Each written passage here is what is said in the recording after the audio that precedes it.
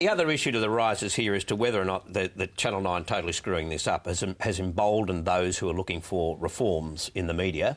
Let's listen now to the Chief Government Whip, Joel Fitzgibbon. We expect journalists to hold us to account, but the sort of Fleet Street approach we've seen of late, I think, will be rejected by the community. There are two key initiatives in the pipeline: the establishment of a tort of privacy and greater government regulation of our media, and I think this gives weight to the government pursuing those initiatives with a great deal of enthusiasm. Well, I think that's just lunatic. But maybe he's onto something there, because we get a bit sidetracked when we have these debates about the media, about political interference and that sort of top end of what concerns people in the media. But this is the stuff that really infuriates the public, isn't it? And we know what's happened in Britain, and the public outrage, the revulsion, it's echoing all over the world from what's happening in Britain.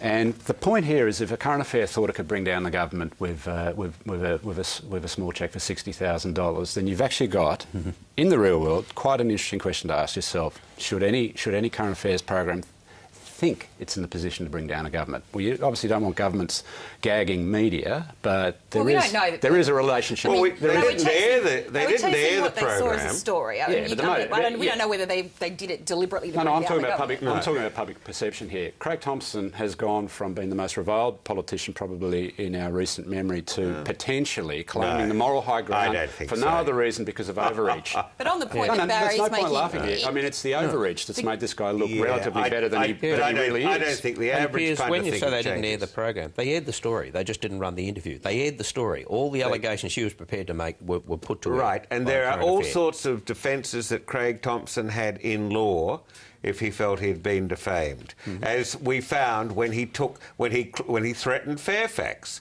and then he later lied, claiming that Fairfax had settled with him. No, as we know from the documents produced last week, he, or the Labor Party on his behalf, settled with Fairfax. And I think the Chief Government Whip's point, the government is looking for an issue to get people behind it, and this is perhaps a convenient issue to push forward, because there is some public sympathy for protections of privacy, and there is some public antipathy to some of the behaviour of some media. Of the media.